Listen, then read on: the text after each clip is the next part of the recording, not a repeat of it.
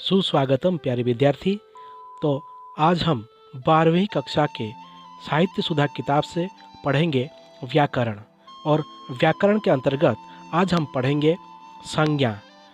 तो चलिए पहले जानते हैं संज्ञा पद।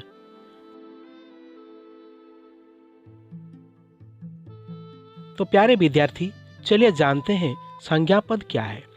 मनुष्य अपने भावों विचारों को अभिव्यक्त करने के लिए अपने वाग्यंत्र मतलब मुख आदि की मदद से कुछ ध्वनियाँ निकालता है। श्रोता इनसे कुछ अर्थ या मतलब समझता है।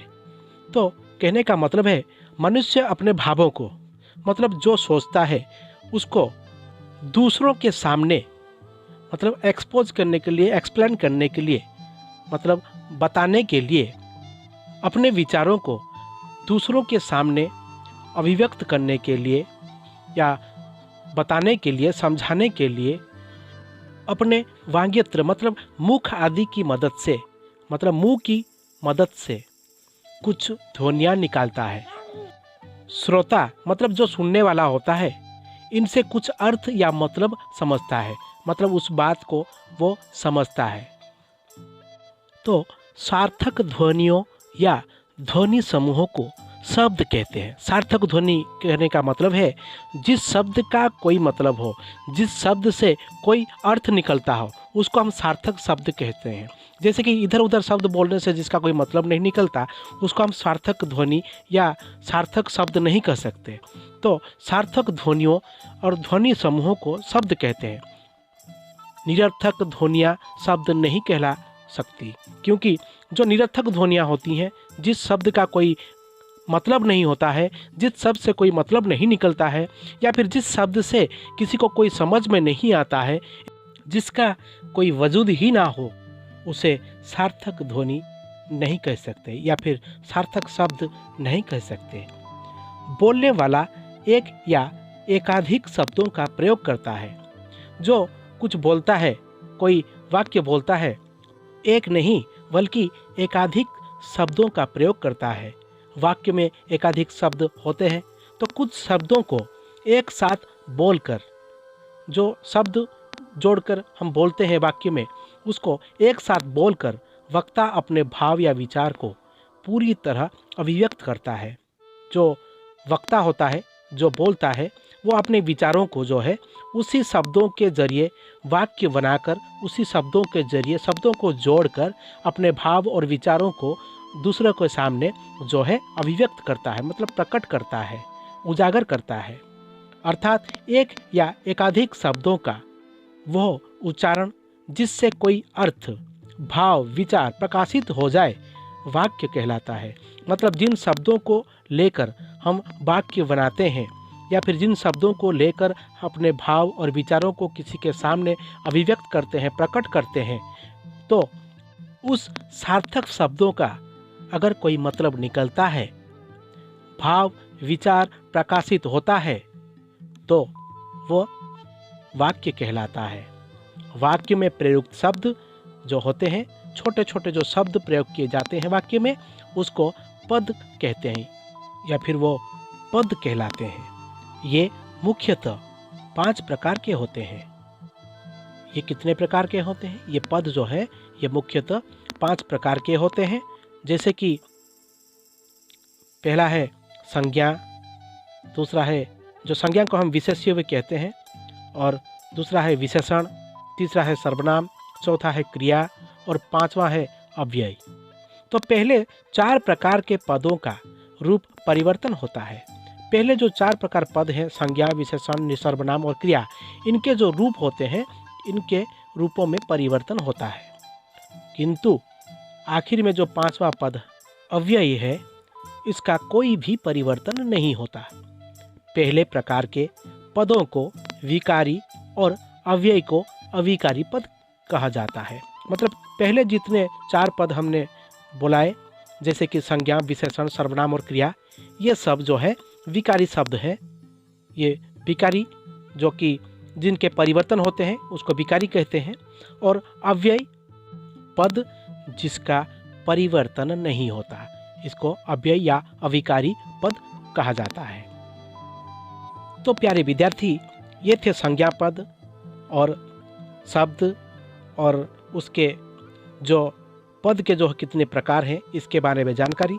तो चलिए 5 पदों में से अब चलिए संज्ञा पद को विस्तार से समझते हैं, या फिर संज्ञा क्या है इसके बारे में जानते हैं। तो संज्ञा का अर्थ है नाम, इसलिए किसी व्यक्ति, जाति, द्रव्य, समूह और भाव के नाम को संज्ञा कहते हैं। तो यहाँ पर संज्ञा का अर्थ है नाम। संज्ञा को विशेष्य भी कहते हैं। किसी भी व्यक्ति, जाति, द्रव्य, समूह और भाव, इस तरह के जितने भी नाम गिनाए जाते हैं या फिर बुलाए जाते हैं उसको हम संज्ञा कहते हैं। तो पहले चलिए संज्ञाओं में से व्यक्तिवाचक संज्ञा के बारे में पढ़ते हैं या जानकारी लेते हैं। तो इस संदर्भ में एक उदाहरण यहाँ पर प्रस्तुत किया है। तो लिखते हैं उदाहरण में, रमानाथ अच्छा लड़का है। तो यहाँ पर रमानाथ एक व्यक्ति का नाम है। ध्यान रखिए प्यारे विद्यार्थी, तो यहाँ जो रमानाथ है एक व्यक्ति का नाम है। यह व्यक्ति वाचक संज्ञा है, मतलब ये बोलने वाला संज्ञा है। ये जो संज्ञा है ये बोलने वाला है। इसी प्रकार किसी व्यक्ति विशेष जैसे कि पशु, नदी, विदेश, शहर आदि के नाम भी व्यक्तिवाचक संज्ञा है। जैसे उदाहरण स्वरूप जैसे कि राम, कृष्ण, ईसा मसीह, अकबर, भारत, कटक, हिमालय, कामधेनु, रामचरितमानस, मानसरोवर आदि। यहाँ पर उदाहरणों में देखिए, राम जो है एक व्यक्ति का नाम है, कृष्ण भी एक व्यक्ति का नाम या फिर भगवान का नाम है, ईसा मसीह एक भगवान का नाम है, अकबर एक भगवान या व्यक्ति का नाम है, भारत एक देश का नाम है।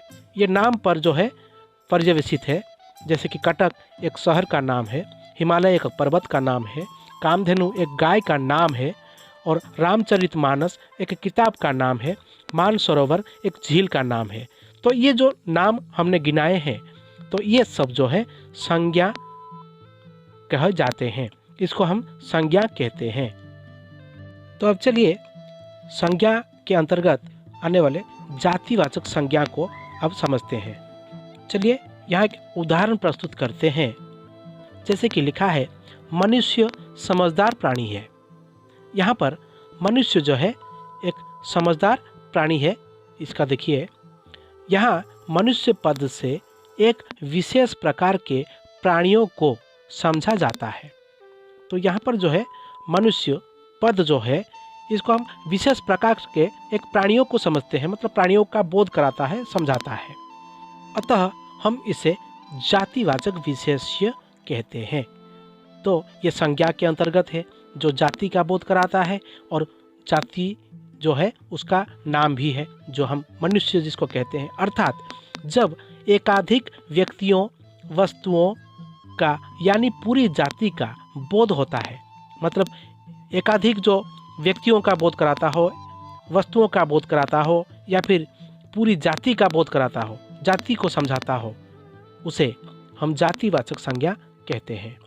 जैसे पुरुष जाति, बालक एक जाति, कोयल एक जाति, पशु एक जाति, घोड़ा एक जाति, कुर्सी एक जाति, किताब एक जाति, शिक्षक एक जाति, पहाड़ एक जाति। तो ये सब जो है ये जातिवाचक संज्ञा के अंतर्गत आते हैं। अतः हम इन्हें जातिवाचक संज्ञा कहते हैं या फिर ये सब जातिवाचक संज्ञा कहलाते हैं। तो प्यारे विद्यार्थी, व्याकरण पाठ आज यहीं पर रखते हैं। आगे का हम अगले क्लास में पढ़ेंगे। तब तक के लिए हमें इजाज़त दीजिए। धन्यवाद।